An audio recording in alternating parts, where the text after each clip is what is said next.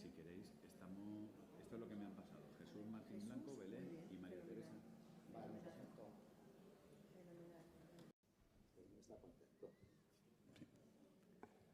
Hola, buenas tardes. No sé si tenemos a Belén conectada. Con nosotros aquí no la vemos. Está, ¿no? Vale, perfecto. Sí. Muy bien. Me voy a separar un poquito porque aquí se acopla. No, ese está apagado. ¿Hay algún otro? Ahora ya, que había dos encendidos.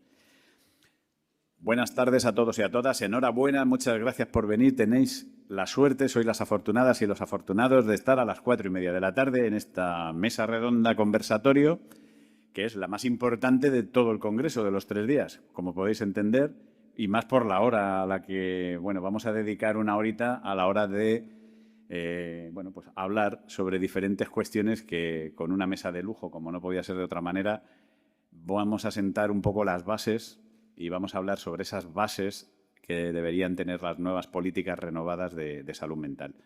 Soy José Antonio Romero Manzanares, gerente del CERMI de Castilla-La Mancha y presidente de la Mesa del Tercer Sector de la región. Quiero agradecer, en primer lugar, por supuesto, a la Borbalía, al CERMI estatal y a la Fundación Derecho y Discapacidad, pues el que contara con nosotros también para colaborar en la organización del Congreso y, en este caso, bueno, pues para moderar o, bueno, animar o sentar algunas cuestiones en esta mesa para hablar de bases de las nuevas políticas de discapacidad en la región, en España. Entiendo que como siguiendo un poco la línea de lo que hemos estado hablando estos días en el Congreso, también es importante y sobre todo conocer la percepción, la valoración de todas aquellas personas que estáis aquí sentadas y las que nos están siguiendo a través de Internet, que están participando en el Congreso a través de Internet.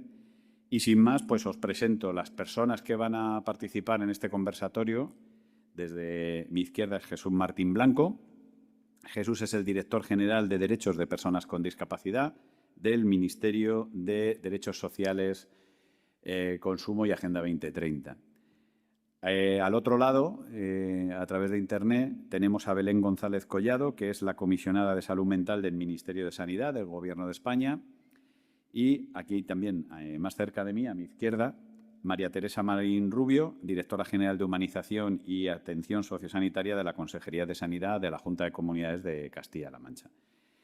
En primer lugar va a intervenir Jesús y, bueno, Jesús, tienes entre 10 y 15 minutos y cuéntanos un poco, pues, según el planteamiento que nos hacía la organización, desde tu punto de vista, ¿cuáles crees que deben ser esas cuestiones a tener en cuenta en unas nuevas bases o en las bases renovadas, ¿no?, para una política de salud mental en nuestro país? Muchas gracias, querido José Antonio. Saludar también a Belén, a Teresa, directora. Y quiero que mis primeras palabras sean para reconocer el acierto de la Fundación Derecho y Discapacidad y de la Borbalía por dedicar este quinto congreso a promover un abordaje de la salud mental desde un enfoque exigente de derechos humanos. Este espacio social aquí en Ciudad Real, que es también académico, que es institucional, debe contribuir a que la salud mental trascienda de la conversación pública para ubicarlas en las agendas de los poderes públicos. Siempre me habréis escuchado decir que los derechos humanos son incómodos. Los derechos humanos generan resistencias. Y esto ocurre porque democratizan el poder, porque devuelven a la gente corriente y especialmente aquellas a la que la historia ubicó en las periferias. Hoy vengo aquí, a Ciudad Real, mi primera vez en esta ciudad manchega, para decir alto y claro que el Gobierno de España nos vamos a empeñar mucho en sanar esa enfermedad social que se llama estigma. Una enfermedad social que señala, que excluye y que discrimina a compatriotas con problemas de salud mental, personas incomprendidas, maltratadas y apartadas de la vida en común. Digo esto porque la salud mental no es un mantra, no es un lugar común, no es un relato, y es una realidad que interpela nuestra cotidianidad, y esto debería tener respuestas precisas a esta pregunta. ¿Cuáles son esos patrones psicológicos, mentales, emocionales, sociales, que cuando no se cumplen hacen que deshumanicemos a personas, que los internemos en contra de su voluntad o que los sometamos a contenciones químicas o mecánicas? No es una pregunta retórica. Seguramente todas y todos tendremos una respuesta. Yo vengo a deciros aquí que hay esperanza, porque pese a quien le pese, en España la diversidad se celebra, la diversidad no se castiga, la diversidad no es un pecado. Y en el Ministerio de Derechos Sociales no os vamos a soltar de la mano, porque aquí solo vais a encontrar respeto. Y vamos a ir más allá. Vamos a llevar ese respeto hacia las personas con problemas de salud mental a las leyes y a las políticas públicas. Hoy en día no existen limbos electorales en España, no se os podrá esterilizar sin vuestro consentimiento y podréis decidir en cuestiones claves como vuestra herencia, porque hemos acabado con esa muerte civil a la que se sometían muchas personas con trastorno mental, y hoy vuestra voluntad se tiene que escuchar en el tráfico jurídico. Aprobamos un plan de promoción de la salud para las personas con discapacidad, que es una herramienta palanca dotada de 140 millones de euros para que la salud se entienda como un derecho en nuestras vidas, para que la salud sea un elemento empoderador y no estigmatizante, para que el diagnóstico deje de colonizar nuestra existencia, para que seamos sujetos que están y participan en el sistema sanitario sin exclusiones, sin vetos. Fijaos, hoy se cumplen, no hoy, este año se cumplen más de 40 años de la canción Solo pienso en ti, en la que Víctor Manuel cuenta la historia de Mariluz y de Antonio, que se fraguó entre las paredes de un centro, de una institución para personas con discapacidad. El autor ponía música a esa España que escondía y encerraba a personas sin culpa alguna. Pero en estos versos también se humanizaba a esas vidas desnudas de derechos. Por tantos Antonios, por tantas Mariluces, hemos dado un paso decidido y hemos demostrado con evidencias que es posible transitar hacia un modelo de vida en la comunidad donde los cuidados sean derechos y donde las personas, todas sin excepciones, podamos elegir dónde y cómo queremos vivir. Eso es la estrategia española de desinstitucionalización. Porque ¿acaso tener un problema de salud mental determina que otros decidan sobre nuestro proyecto de vida? ¿O es justo acaso que cuando nos hacemos mayores tengamos que renunciar a nuestro derecho a la intimidad y compartir habitación con personas que no elegimos? La desinstitucionalización, además de ser una palabra difícil de pronunciar, es un proceso que entraña una enorme profundidad democrática, porque implica blindar la igualdad para que la libertad alcance también a esta gente humilde, a esta gente corriente, a esta gente de la calle como nosotras y nosotros, para que pueda ser disfrutada por las personas con trastorno mental, por las personas mayores, que son las que han levantado este país. Esa libertad debe ser también patrimonio de aquellas personas que por el hecho de tener una discapacidad o una situación de pobreza les cerramos las puertas de las oportunidades. Solo iguales, quédense con esto, somos verdaderamente libres. Y este compromiso firme con la integridad personal debíamos expresarlo y exportarlo en el Consejo de Europa. cuestionando un texto como es el convenio adicional al protocolo de Oviedo, al convenio de Oviedo, porque no podemos comulgar con normas que en 2025 se empeñan en señalar y estigmatizar a personas con trastorno mental. Nos estaríamos fallando como país, pero sobre todo le estaríamos fallando a muchos compatriotas.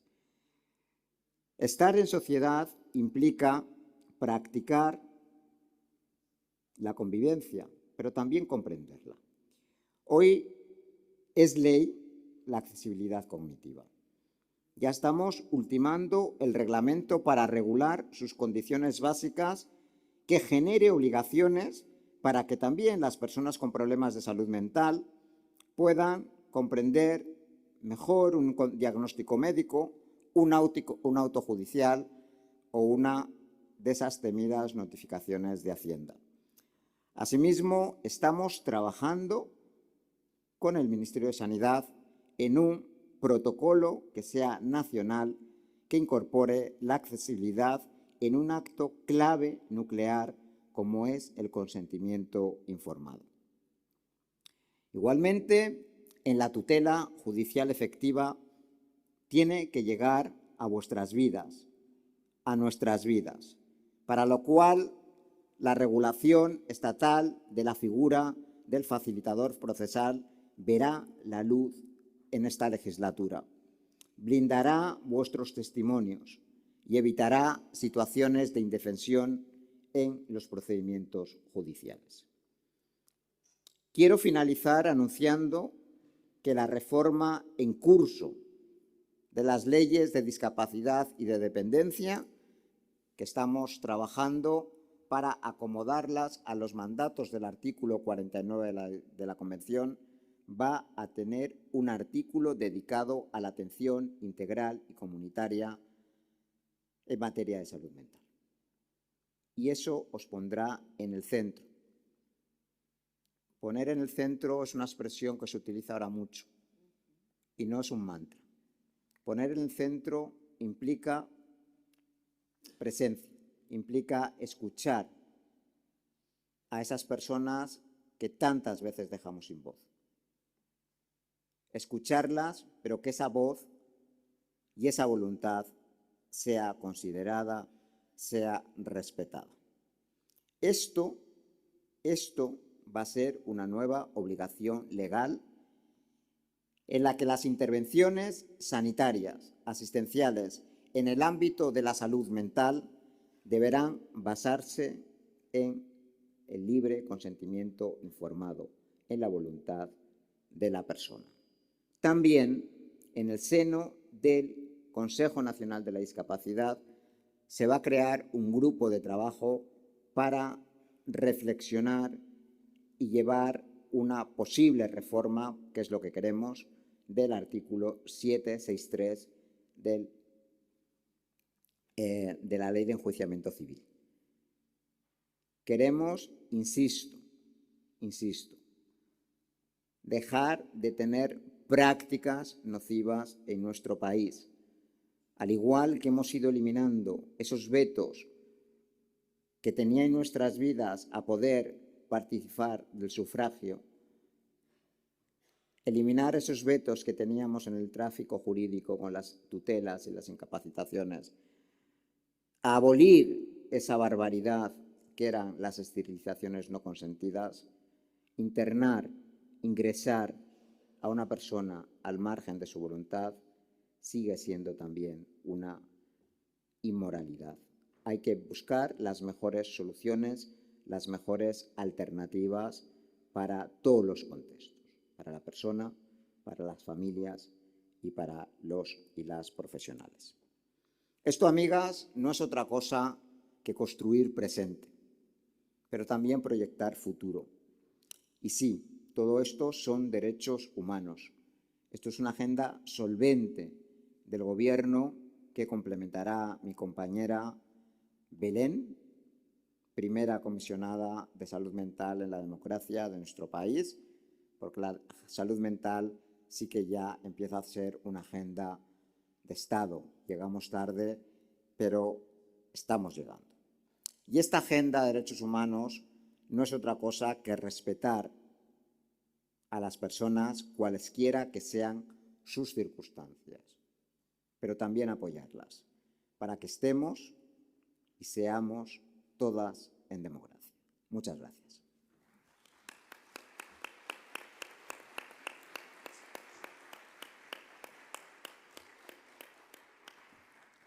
Muchas gracias, Jesús. Creo que ha sentado ya un pilar importante, ¿no?, para la construcción en esas bases de políticas renovadas de salud mental, ¿no?, desde el artículo 49 de la Constitución, con esa reforma y con las que hay pendientes que vienes enumerado, desde el ámbito sobre todo de los derechos sociales, ¿no?, desde el Ministerio y con la implicación que ello conlleva y bueno, pues la importancia que vamos a encadenar ahora con el otro ministerio, ¿no?, con el Ministerio de Sanidad.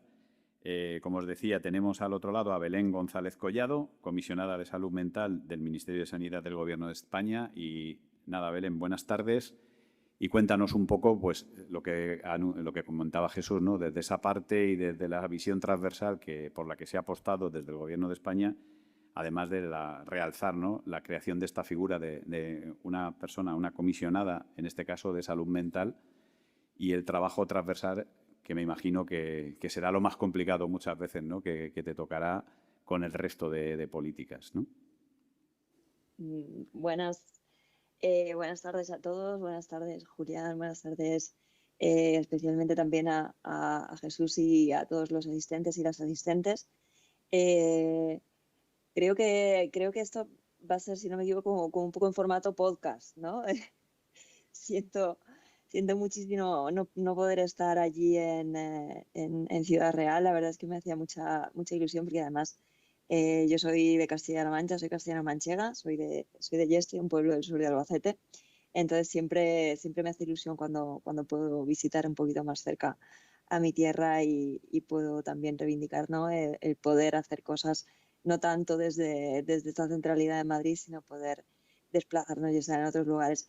Me pilláis en Ginebra ahora mismo en la Asamblea Mundial de la Salud, donde efectivamente seguimos defendiendo a nivel internacional y sobre todo apoyados por la Organización Mundial de la Salud, políticas basadas en derechos humanos, en salud mental y que prioricen especialmente a las personas con un sufrimiento psíquico más extremo y con mayor grado de discapacidad psicosocial. No sé si puedo tener algún feedback desde allí, Julián. ¿Estáis? No sé si me podéis devolver algo, no sé si puedo A ver, escuchar es que nosotros no te vemos.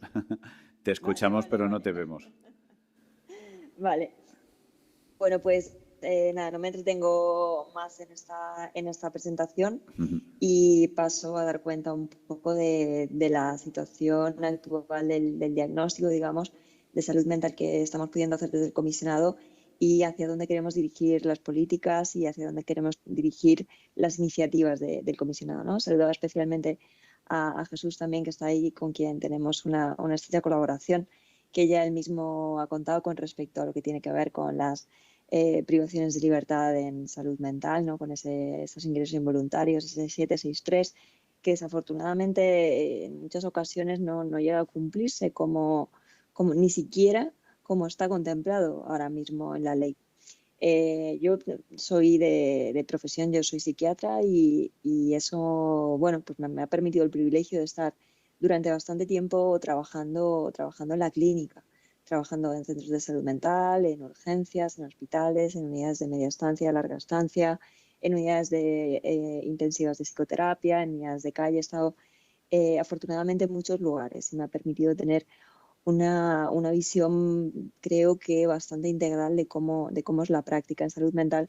Y lamentablemente a veces los discursos se alejan en cierta medida de lo que ocurre en la realidad. Y la realidad es que no conocemos en muchos casos, no solamente los usuarios y usuarias no son conocedores de cuáles son los derechos y las políticas o las normas que les protegen, sino que los propios profesionales y las propias profesionales tampoco lo somos. Y muchas veces no desde una mala intención, sino desde el simple desconocimiento, tendemos a pasar por alto derechos fundamentales que deberían estar en el centro absoluto de la atención. Nosotros defendemos que el vínculo y que la mirada y que el trato es lo que cura y es lo que acompaña y es lo que hace que podamos reorientar y que podamos tener unos servicios de salud mental que se dirijan a la recuperación, no solamente a una atención que ahora mismo está siendo, bueno, pues como buenamente se puede hacer. ¿Y por qué es esto? ¿No? ¿Cómo llegamos a esta situación que creo que de la que todos somos un poco conscientes, ¿no? De este modelo de salud mental que ahora mismo está completamente desbordado y de la propia, ¿no? De la propia historia de por qué se crea un comisionado de salud mental, ¿no? Bueno, el comisionado de salud mental responde a una demanda social absolutamente adecuada a los tiempos también y muy coherente, democrática, que tiene que ver con dar respuesta o por lo menos empezar a pensar desde lo político y dar un lugar político a toda este sufrimiento psíquico que en distinta medida y atravesando todos los estratos sociales estamos viendo que o bien está en aumento o bien estamos siendo cada vez más conscientes de ello y que cada vez nos preocupa más y que cada vez podemos hablar más de ello. Voy a dedicar un minutito solamente a hablar de en qué modelo de salud mental nos encontramos ahora mismo y de dónde venimos, aunque probablemente ya lo conozcáis, pero venimos de una transición de un modelo de salud mental que hace como 40, 50 años estaba basado exclusivamente en la institucionalización, ¿no? Lo que conocemos como los manicomios,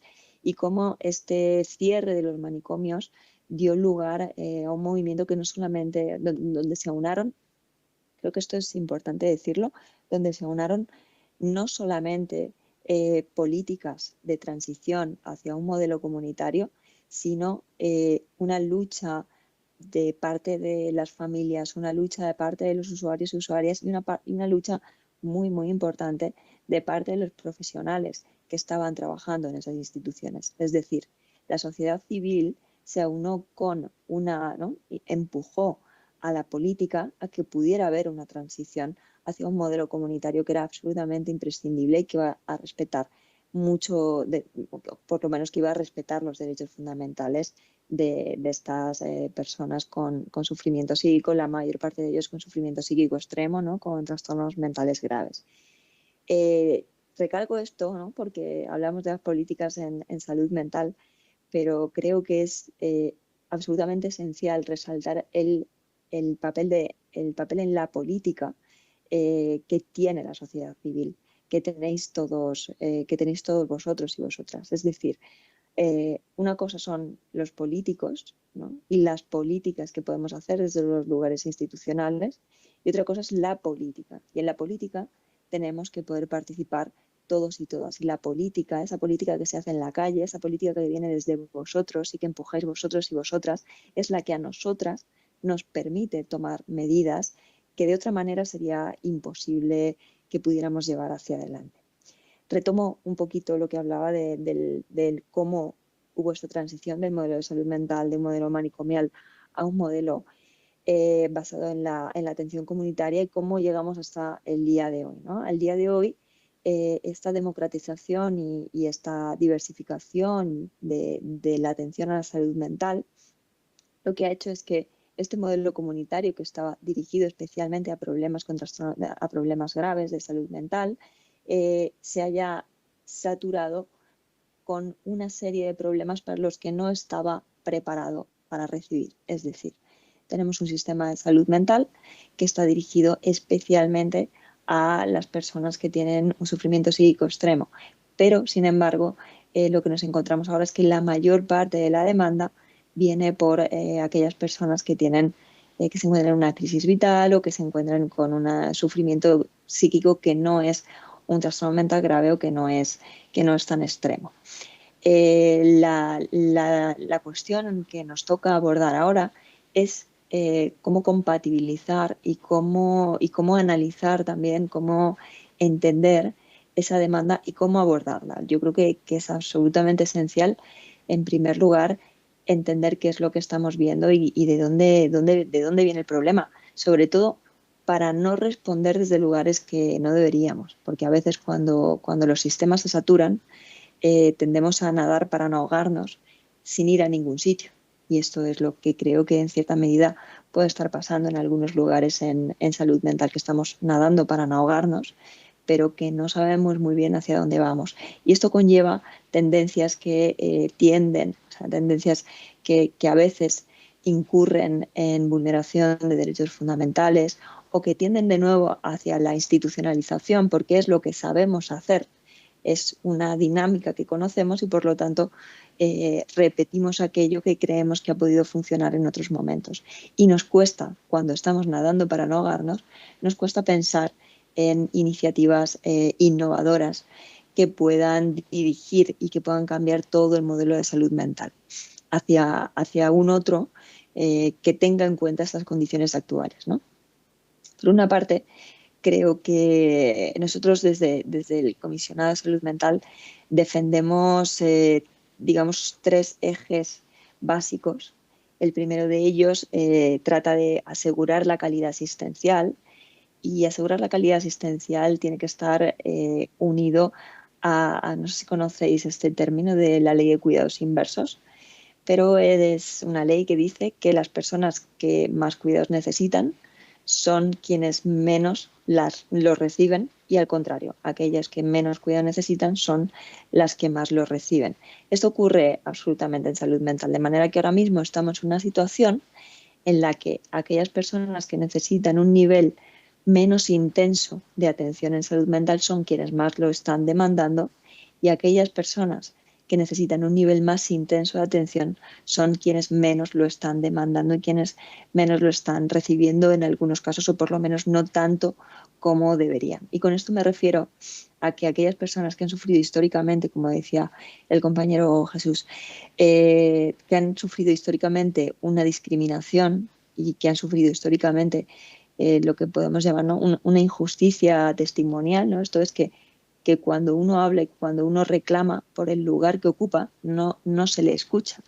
Cuando las personas con diagnóstico de esquizofrenia, trastorno bipolar, de trastorno límite de personalidad grave, etcétera, han reclamado cosas como, por ejemplo, negociar la medicación, o como, por ejemplo, estar más presentes y tener más voz en la gestión de sus crisis, históricamente hemos tendido a no escucharles por el lugar que estaban ocupando, ¿no? por esta discapacidad psicosocial y por este estigma y por esta discriminación que han sufrido a lo largo de la historia. Creo que el término de asegurar la calidad asistencial va ligado a poder poner en primer lugar las voces que están siendo menos escuchadas, en poner en primer lugar y en centrar la atención y en centrar las inversiones en aquellas personas con un grado mayor de discapacidad psicosocial, y en poder hacerlo dialogando directamente y teniendo en cuenta absolutamente la voz de estas personas. En segundo lugar, el segundo eje que queremos abordar es el de integrar los determinantes sociales en la asistencia. ¿Por qué? Pues porque lo que estamos viendo es que los determinantes sociales son absolutamente esenciales en la comprensión de la demanda que estamos teniendo en estos momentos en el modelo de salud mental.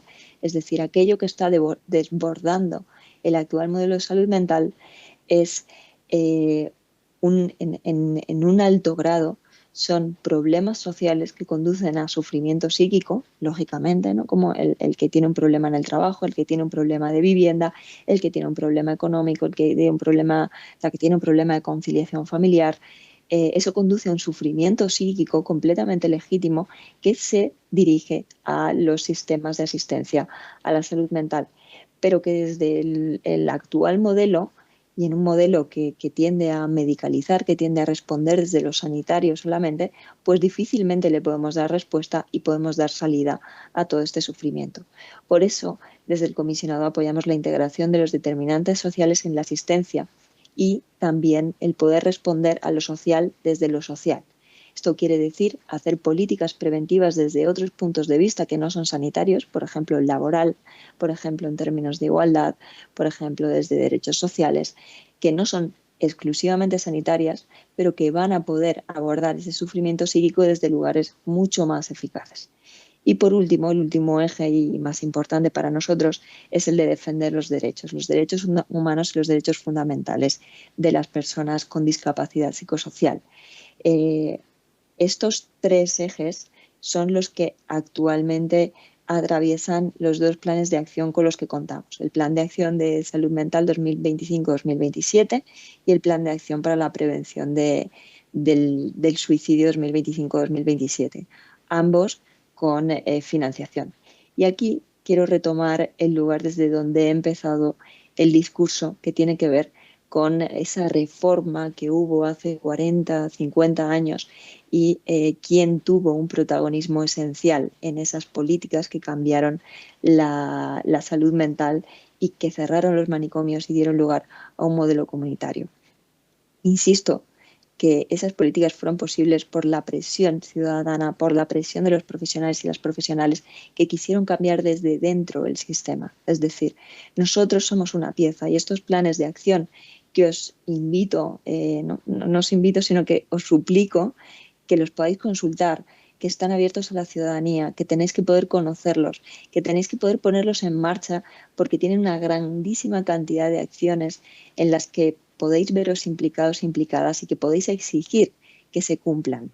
Que este plan de acción está dirigido a la ciudadanía y está hecho recogiendo precisamente las necesidades de la ciudadanía y pretendiendo responder a ellas.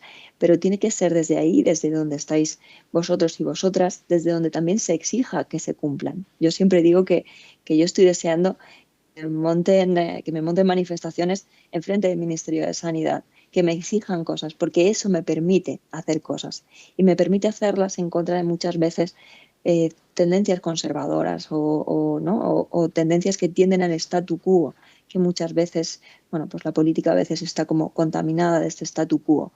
Por eso quería terminar esta intervención pidiéndoos que participéis, que forméis parte, que exijáis, que demandéis, que leáis los planes, que los hagáis vuestros, que exijáis que esas acciones que se contemplan se cumplan, que pidáis más cosas más allá de los planes, porque vamos a estar aquí desde el comisionado y yo me comprometo absolutamente a ello para escucharos y para poder transformar aquellas demandas sociales en realidades políticas.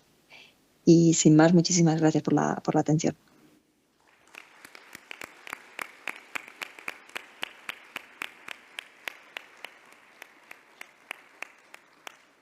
Muchísimas gracias a ti, Belén. Sí, hay gente que ya están, me dicen por allí que están ya preparando las pancartas.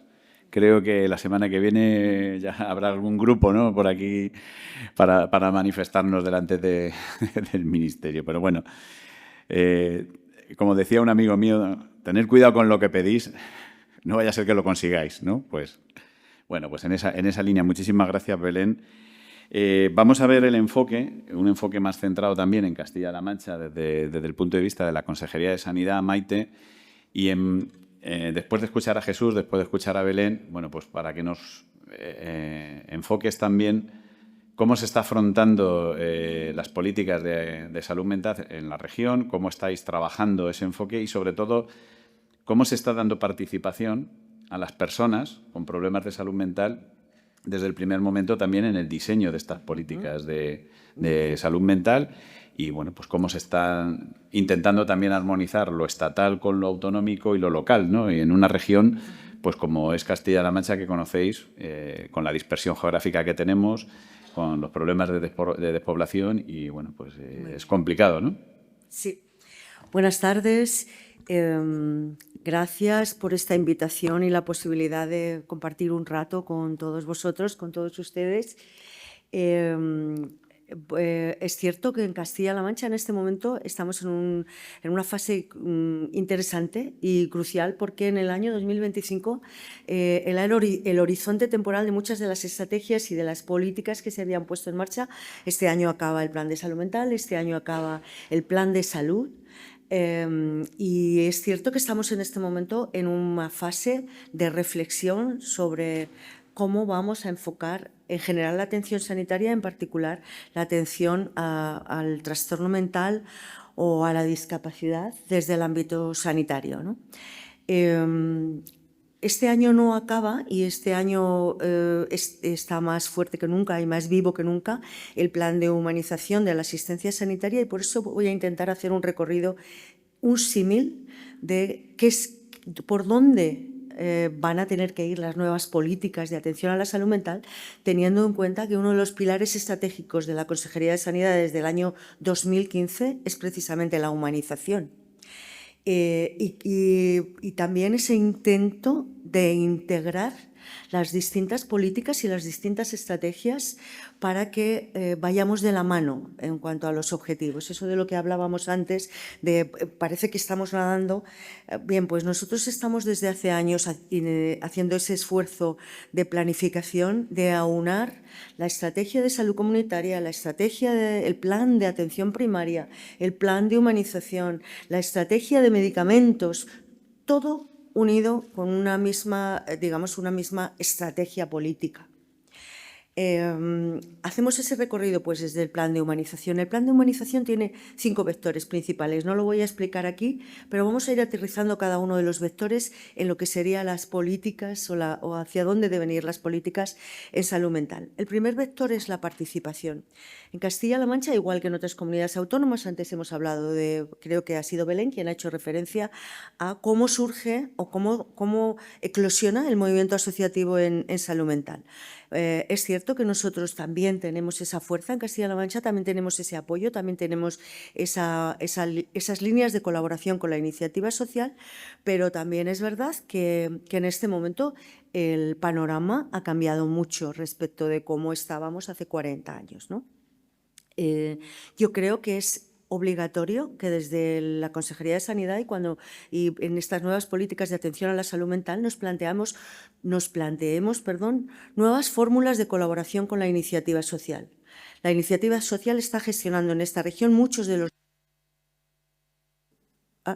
Ahí. Hacemos 59 segundos. muchos de los dispositivos comunitarios de atención a la salud mental, pero esta iniciativa social también necesita de seguridades y de marcos normativos que le permitan continuar haciendo este apoyo con profesionalidad, con seguridad, con visión de futuro y también incorporados a esta visión estratégica de la Consejería de Sanidad. Y para eso este vector de participación es fundamental. El vector de participación no hace referencia únicamente a las líneas de subvenciones o a la financiación económica de los dispositivos. Tiene que hacer referencia a la co-creación y una participación mucho más activa en el diseño de políticas por parte de la iniciativa social. Esta iniciativa social no solo afecta al ámbito del movimiento asociativo en salud mental, la sociedad en su conjunto tiene que implicarse. Y es cierto, esto es una reflexión personal, pero que tenemos que tener en cuenta que si bien es cierto que la pandemia del COVID y las secuelas de esa pandemia en la población en general puso en los medios de comunicación el tema de la salud mental, es verdad que aún no hemos hecho ese debate sobre cuál ha sido el efecto que ha tenido esta pandemia sobre las personas y su salud mental, y muy importante también, aunque luego hablaremos más, en los profesionales de la salud mental o en los profesionales en general que prestan asistencia sanitaria y sociosanitaria. Ese debate está por hacer y yo creo que tenemos que hacerlo, ¿no? Y no solo hay que hacerlo con los profesionales y con el movimiento asociativo y con los colegios profesionales, hay que hacerlo en general con la ciudadanía. O sea, la ciudadanía es corresponsable, tiene que formar parte de estas políticas. Antes lo hablábamos también. La ciudadanía tiene la obligación, el deber de participar, y las administraciones públicas tenemos la obligación de ser transparentes en lo que hacemos, contar con esta participación y darle canales a esta participación, canales reales y efectivos. Tenemos que reflexionar también sobre cuáles son los canales que estamos ofreciendo a la ciudadanía para participar. Son pocos y no son adecuados. Seguimos funcionando con canales en la época de la digitalización y las redes sociales, con canales que tienen las ruedas de madera. Hay que hay que movilizarse con la ciudadanía. Seguimos ofreciendo participación, digamos, con carro, y esto está funcionando con cohetes. Entonces, no quiero extenderme mucho porque quiero hablar también de los profesionales, porque es otro de los enfoques y otro de los retos que yo creo que tenemos encima de la mesa. La situación actual de los profesionales que trabajan en el ámbito de la salud mental es, no voy a decir mejorable, es urgente de abordar. Hay una falta de profesionales de atención a la salud mental clamorosa. Hay una falta de diversidad y, sobre todo, hay una falta también de aterrizaje de esos profesionales en el entorno comunitario. Si queremos trabajar en el entorno comunitario, nos vamos a tener que plantear por qué no tenemos profesionales, ya no digo en el entorno comunitario, estoy hablando, por ejemplo, en nuestro caso de hospitales comarcales. No hay posibilidades de contratar más profesionales de los que tenemos. Hoy mismo aparecía en la prensa una demanda en el Hospital Mancha Centro de Alcázar de San Juan. Es verdad, es cierto. Y llevamos intentando contratar profesionales para ese hospital durante meses y no hay profesionales del ámbito de la salud mental o del ámbito de la atención sociosanitaria. No es fácil encontrar profesionales en esta región, en este momento, en intervención comunitaria.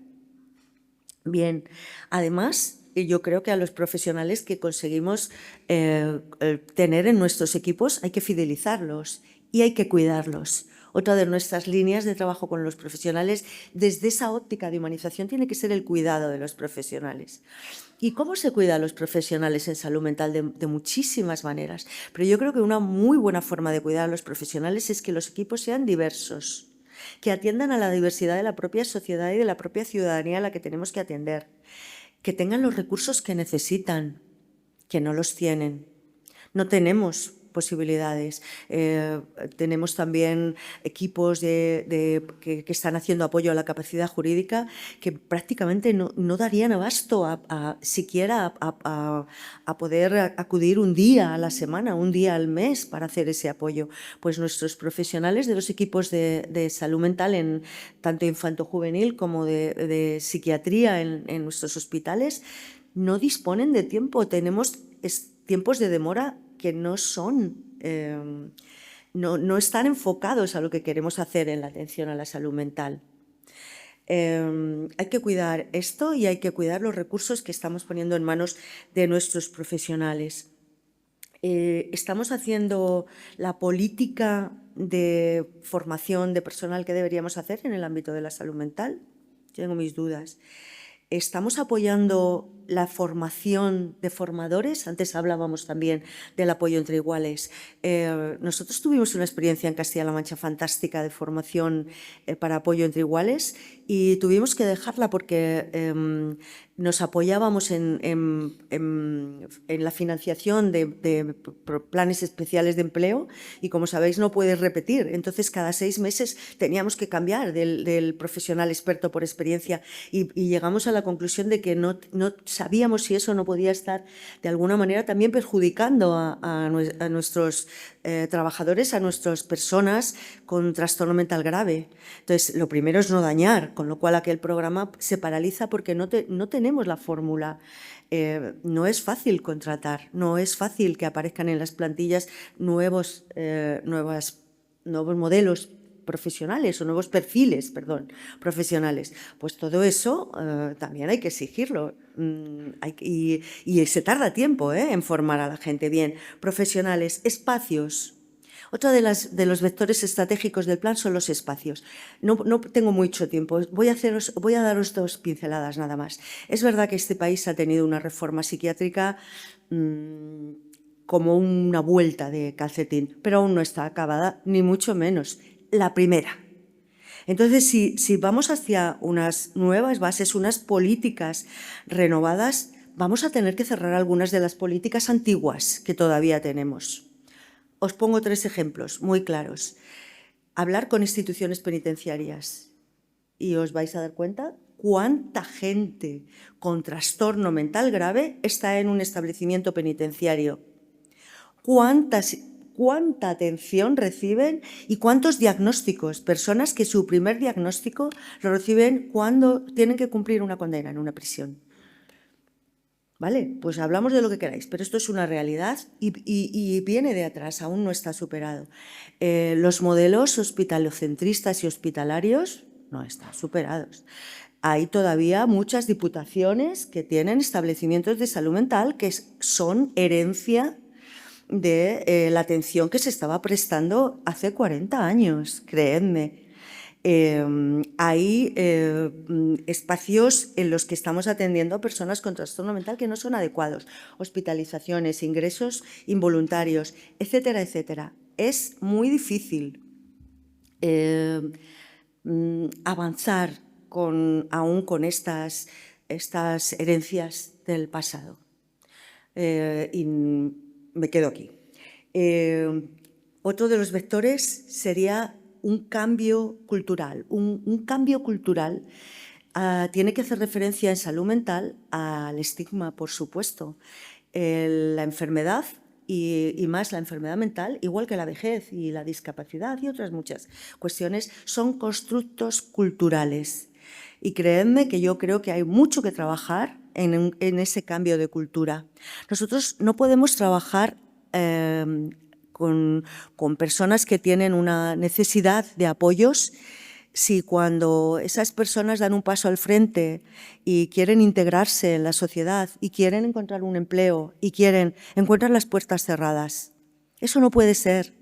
La integración es la integración, hacia adentro y hacia afuera. O sea, no puede ser que sigamos todavía trabajando solo con centros especiales de empleos. Ojo, que no voy a ser yo una detractora de estos centros especiales de empleo. Quiero decir que hay que empezar en el siglo XXI a hablar de derechos con toda la de la ley. Y hablando de derechos, hay que hablar también con el estamento judicial. Mucho. Hay que hablar de esos apoyos que hasta hace 2 días eran incapacidades y que se siguen con otro nombre utilizando como incapacidad. No es infrecuente que nos llamen de fiscales y nos digan que hay una persona en la calle que está haciendo tal o que vayamos a recogerla, como si nosotros fuéramos a recoger a las personas y a llevarlas como si fueran paquetes. Hay que hablar también con los jueces, hay que poner de verdad encima de la mesa este cambio normativo que yo creo que ha sido muy importante, de cambio al apoyo a la capacidad jurídica, y para poder hablar de esto y poder hablar de verdad hay que poner dinero encima de la mesa. Recursos, no solo de dinero, por supuesto. Cuando hablo de dinero, hablo de recursos.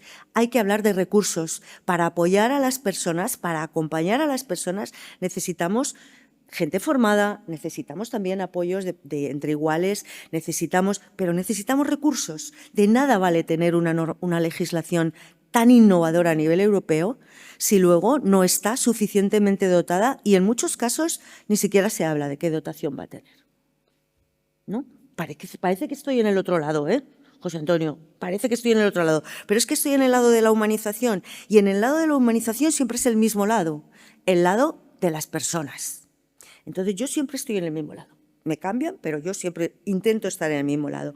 Vale, pues este cambio cultural todavía tiene mucho que hacer, o todavía tenemos mucho que hacer, y no lo podemos hacer desde sanidad ni desde servicios sociales. Lo tenemos que hacer desde la ciudadanía. Por eso es tan importante la participación. Nosotros tenemos algo más que una papeleta de voto. Nosotros tenemos algo mucho más que decir que depositar un voto y esperar a que los demás hagan. Nosotros tenemos que hacer. Entonces, necesitamos ese cambio cultural y nosotros desde la Administración tenemos que trabajar para facilitar que ese cambio cultural se produzca. ¿Qué hacemos nosotros para que el sistema sanitario cambie hacia entornos más humanizados? Pues es muy fácil. Nosotros, Administración, tenemos que hacer que sea más fácil tomar buenas decisiones que malas. Ahí lo dejo. Vamos a facilitar que la gente tome buenas decisiones, porque hay mucha gente que está dispuesta a trabajar y hay mucha gente que sabe cómo hay que trabajar y que lo tiene muy claro. ¿Cuál es el papel de la Administración? Facilitarles ese trabajo. Entonces, paso por último a un pilar básico, por supuesto, que es centrarnos en las personas. ¿Y qué es centrarnos en las personas? Pues tener en cuenta de dónde vienen sus patologías, tener en cuenta los determinantes sociales de la salud, la historia personal de cada uno de nosotros. Os voy a contar una anécdota y creo que me estoy pasando de tiempo y ya acabo. Y lo voy a dejar como una reflexión colectiva. Ayer mismo, en una reunión, que no viene a cuento, en el que había presentes representantes de instituciones penitenciarias, Ministerio del Interior, movimiento asociativo, estábamos analizando un caso. Es muy útil lo de analizar un caso cuando quieres centrar la atención en la persona, porque explicas el caso y todos los que están allí dicen qué se podría hacer o cómo abordarían esta necesidad de apoyos, ¿no? Y es muy útil y muy esclarecedor. Había un caso de una persona que estaba en un establecimiento penitenciario, tenía un trastorno mental y además una enfermedad grave, terminal, final de la vida. Y la normativa obliga a los establecimientos penitenciarios a excarcelar a estas personas. Y esta persona había pedido por escrito al defensor del pueblo que por favor no le sacaran de la cárcel. Ahí lo dejo. Bueno, pues...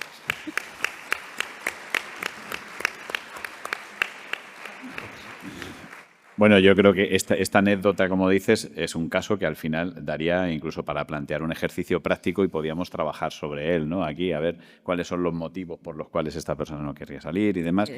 Muchísimas gracias a los tres. Yo creo que habéis planteado temas como para empezar ya a diseñar esas bases. Como se trata de un conversatorio, lo que sí que me han pedido sobre todo es que había gente interesada en participar y vamos a intentar el mayor número posible de palabras de la gente que queráis intervenir y, bueno, pues tenemos unos 10 minutos más o menos para esas intervenciones. Levantáis la mano, por favor, y, bueno, pues indicáis qué queréis plantear o qué cuestión.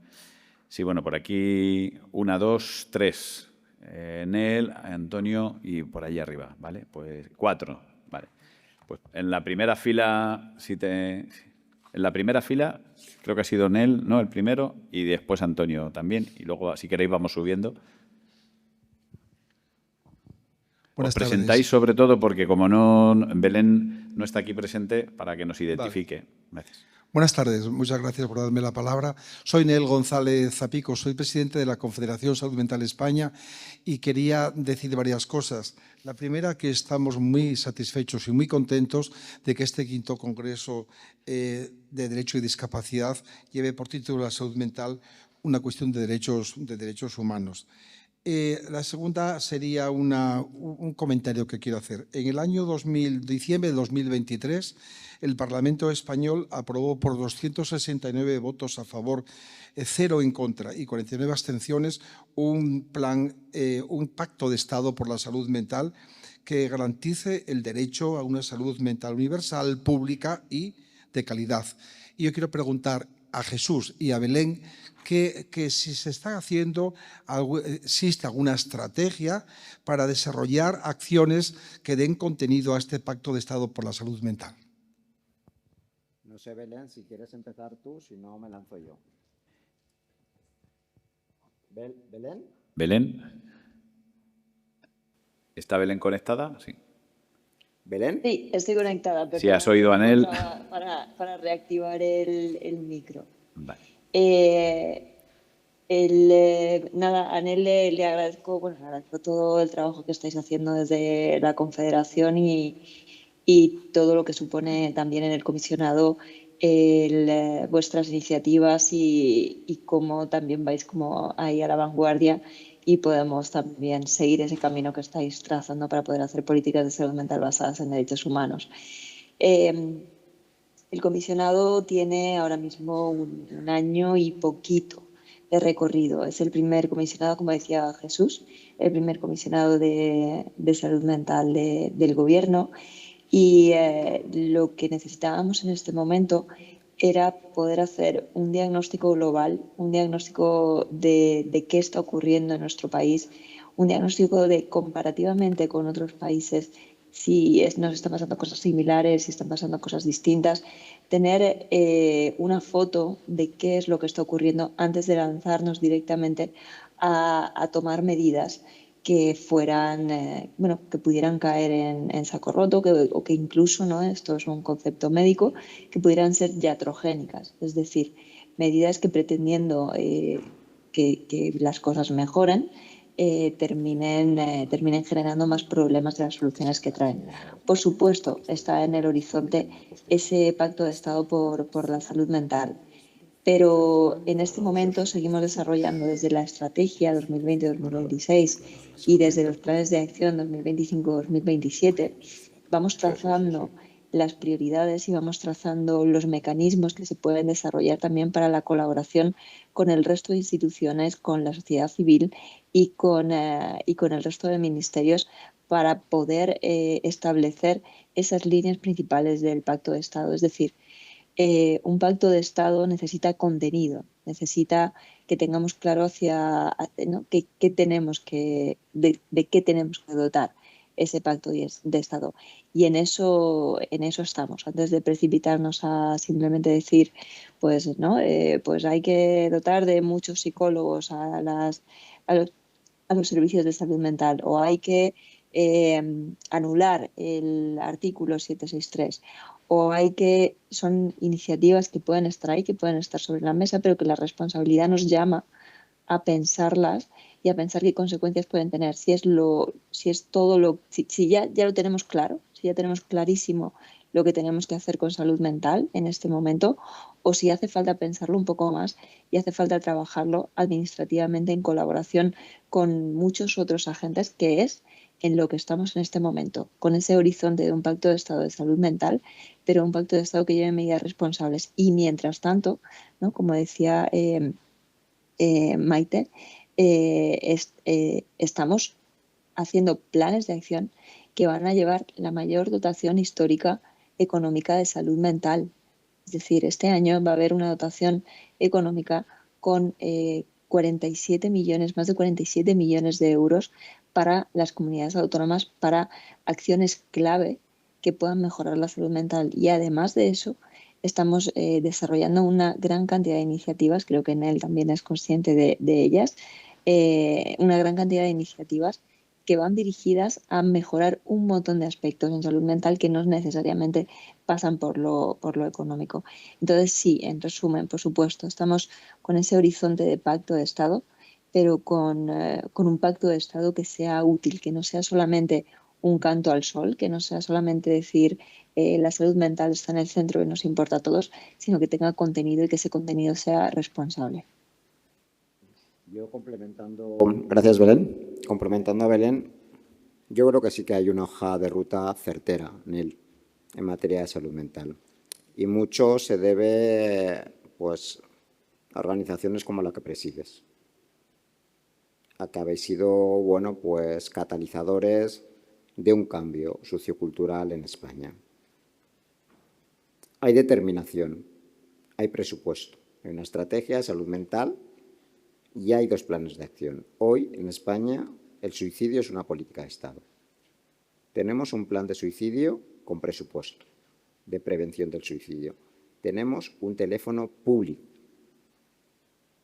que además es accesible gracias al Ministerio de Derechos Sociales.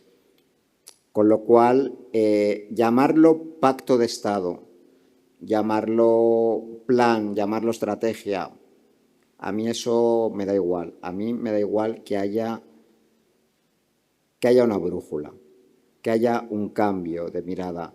Y este Gobierno lo está teniendo.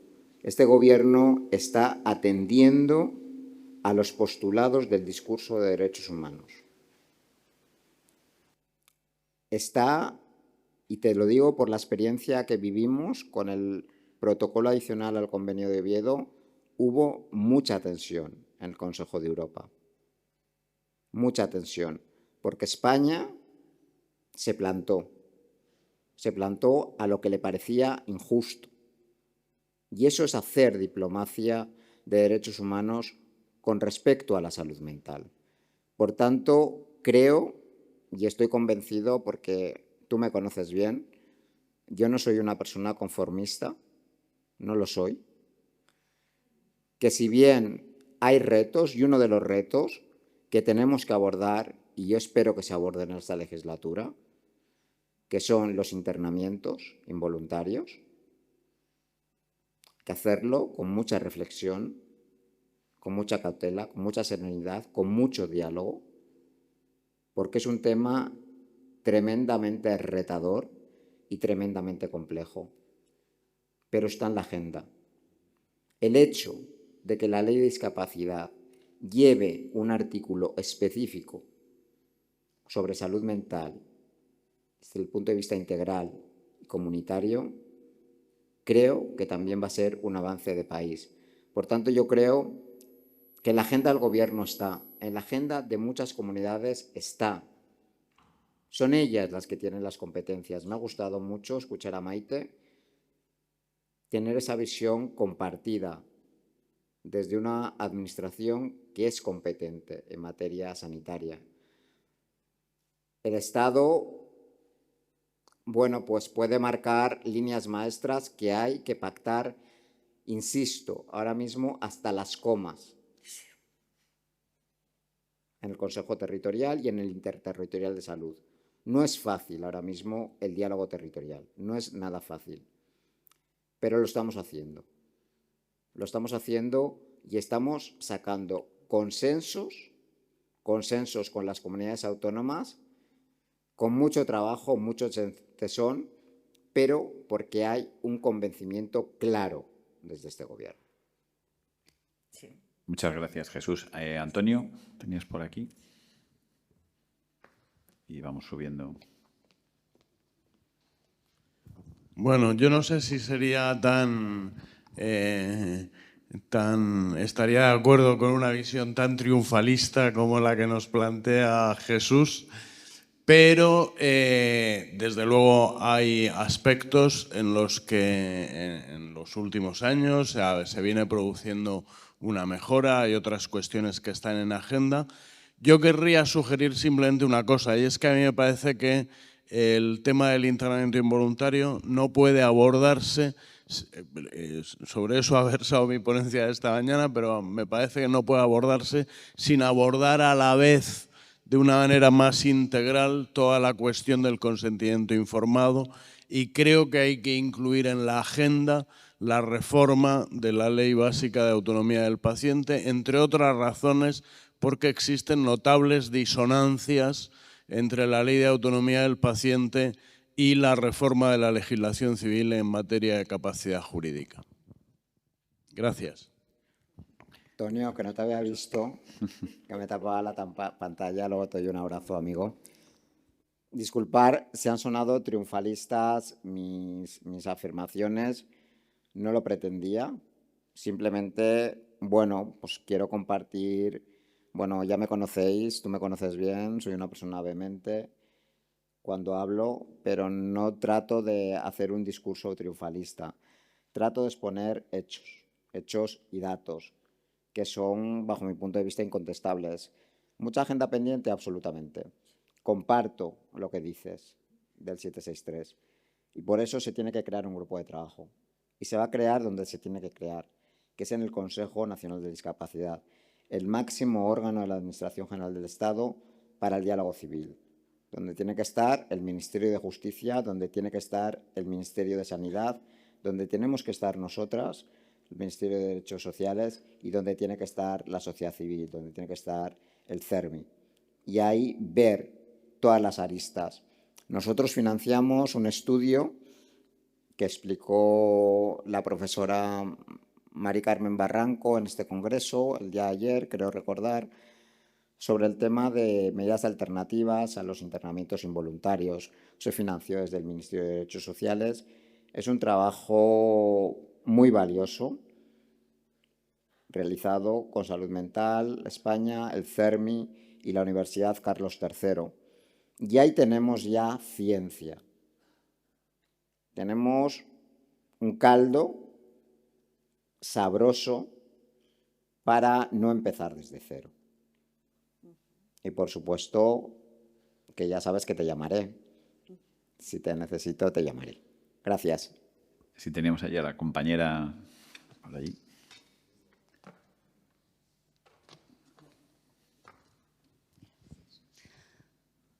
Bueno, yo primero quería comentar una cosa. La integración está muy bien, pero nosotros queremos inclusión, ¿no?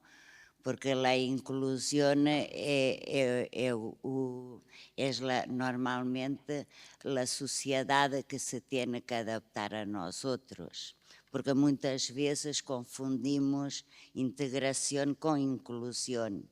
Para mí es muy importante. Estabais hablando de la humanización. Eu vos posso dizer que nos centros onde nos deviam de cuidar, muito pouca humanização há. Pode haver muito presupuesto para a prevenção do suicídio, pero muitas vezes a gente llama y hay mucha gente que está llamando. Yo puedo hablar de una formación que estoy terminando de hacer a 8 personas. Tenemos 5 en riesgo de suicidio. Pero sabéis una cosa, es verdad que falta más médicos, pero falta más humanidad, falta más que los escuchen, que entiendan por qué están así. Y no só dar pastillas. Em saúde mental e em muitas discapacidades, estamos formando em las universidades para que hagam contenções. Dá igual se são jovens, se são pessoas com problemas mentais, se são pessoas muito maiores. Eu lo he visto, a mí nadie me lo contó. Y cada vez que estoy con mis compañeros de igual a igual, sabemos que viven muchos día a día à beira do abismo. Y siempre les decimos, vamos a luchar un día más y mañana a ver. Habláis que hay muchos presupuestos, pero no llegan donde tienen que llegar. Porque me recuerdo que en 2018 nos tenían dado un grande presupuesto en Cataluña, continuamos peor que antes, porque hay provincias que só tienen un psiquiatra. Eu tenho o privilégio que he podido cambiar de psiquiatra, porque en mi ciudad hay más de 2, pero igual hay que incentivar también a las personas que se queden aquí. Igual no hay que quemarlas con 40 consultas al día. Cuando hablamos de cuidarnos, hay que cuidarnos de verdad. Y muchas veces, y perdonar porque no soy políticamente correcta, invitaría a todos los políticos, a todos los jefazos de cristal que vayan a sanidad pública como uno más, que hagan un ingreso a uno de los familiares o ellos mismos en los sitios donde nos ingresan, porque ayer lo comentaba, si una persona rompe una pierna, va al hospital. Mis compañeros cuando van enfermos no van. ¿Sabéis por qué? Porque tienen miedo que os ingresen, tienen miedo que les subcarreguen de pastillas.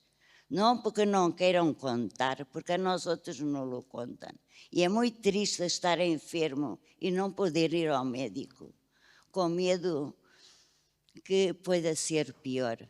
Por isso é tão importante os grupos entre iguales e muitos projetos que sabemos que somos. Espanha é que ainda me duele, porque Espanha somos o referente a muitas coisas. E em saúde mental também. Há sítios que fazem projetos muito buenos. Disculpa un momento, es que me dicen que tenemos... Vamos ao cajón. No quería decir nada más. Es que hay 2 compañeras más que han pedido la palabra. Muchísimas gracias por tu experiencia y por lo que has dicho.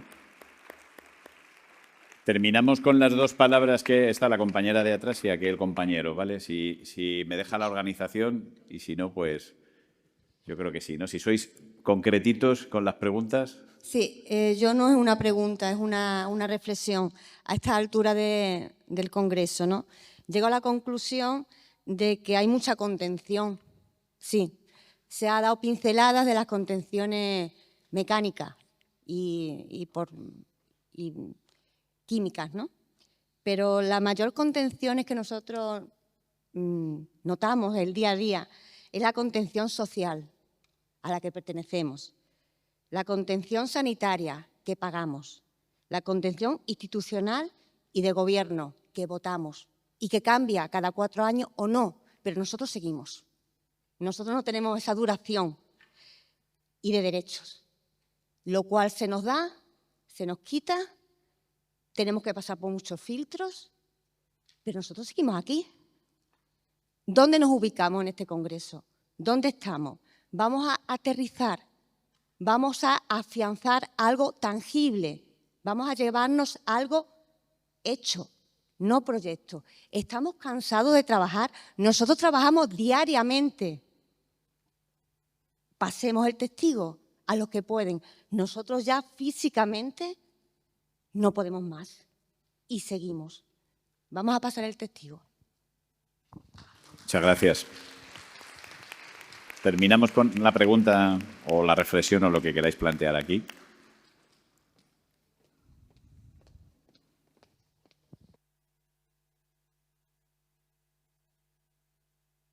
Eso está hecho. Bueno, voy a procurar ser lo más breve posible. Como han dicho antes, yo soy Javier o Javi y vengo de Salud Mental Andalucía, formando parte de la Confederación Salud Mental de España. Soy persona con experiencia propia y ocupo en la estructura del movimiento varios puestos, en las 3 estructuras. Quería hacer 2 reflexiones o preguntas. Si la quieren responder, la responden y hay tiempo o la dejamos en retórica. La primera es, ¿cuándo vamos a hablar de estigma para personas con discapacidad psicosocial? Porque yo me miro al espejo, me busco el estigma, el significado original, ya sabéis que era la marca, que se puso primero a la piel, después se puso a los esclavos y tal, en la antigüedad griega, me parece que era, y yo me busco, me desnudo, me di la vuelta, busco otro espejo y no veo ningún estigma. Y de hecho, si yo no pongo el carnet de discapacidad, muchas personas no saben que tengo ese problema. Yo cambiaría, y es una cosa que es mía personal y de algunos compañeros y compañeras que ya estamos dialogando, nosotros no sufrimos estigma, sufrimos discriminación directamente, porque se nos vulneran nuestros derechos fundamentales o derechos humanos día a día, no a todo el mundo, pero cada hora o cada 5 minutos se está vulnerando a una persona ese derecho o fundamental o derecho social. Y me gustaría eso, si tienen tiempo responden, si no dejo ahí en retórica. Y la otra, que la ha mencionado la María Teresa, la señora, ¿realmente no existen en España psiquiátricos o manicomios? ¿O le hemos cambiado el nombre hoy la dependencia? Y son los centros penitenciarios o prisiones. Gracias. Gracias a ti. ¿Puedo contestar muy rápidamente a esta última cuestión? Sí existen centros psiquiátricos como establecimientos, por supuesto que existen, y nos resulta muy complicado encontrar alternativas. A veces por problemas arquitectónicos, otras veces por dónde se encuentran ubicados, otras por modelos anteriores, por ejemplo, el modelo establecimiento ciudad, en la que había módulos, plaza del pueblo, es muy difícil de revertir. Esto no se hace de la noche a la mañana. En Toledo mismo tenemos pero no solo en Toledo, y en Ciudad Real, y en Guadalajara, tenemos todavía este tipo de edificios con este tipo de plantillas y es muy difícil cambiar esto de la noche a la mañana. Lo intentamos, pero es complicado. Terminamos, Jesús, con tu respuesta. Yo, en primer lugar, a las 2 compañeras que han que han hablado antes, sus reflexiones que yo comparto. Es difícil a veces. Yo soy una persona con discapacidad, ahora estoy interinamente en el servicio público, entender cómo las políticas públicas llegan al día a día de la gente. Yo siempre también digo y hago pedagogía de la denuncia. Vivir en un Estado de Derecho tiene estas bondades. De que cuando algo no funciona es agotador, lo entiendo, ¿eh? Porque a mí me pasa, estoy harto de poner reclamaciones cuando no llego a los mostradores. Harto, pero las sigo poniendo. Y las cosas van cambiando. O sea, es decir, nosotros tenemos que ser ciudadanía activa. Nosotros estamos haciendo un esfuerzo importante en formar, en empoderar a las personas con discapacidad para que entiendan que esos señalamientos, que ese mostrador, que ese paisaje de discriminación que vivimos desde que nos levantamos hasta que nos acostamos es una vulneración de la ley. Y les enseñamos los mecanismos para que puedan reclamar y acudir a la justicia a buscar reparación. Pero comparto la reflexión de la compañera de pasar testigo, pero tenemos que ver a quién pasamos el testigo. Seguimos necesitando tu voz nítida, clara, solvente, para que comprendamos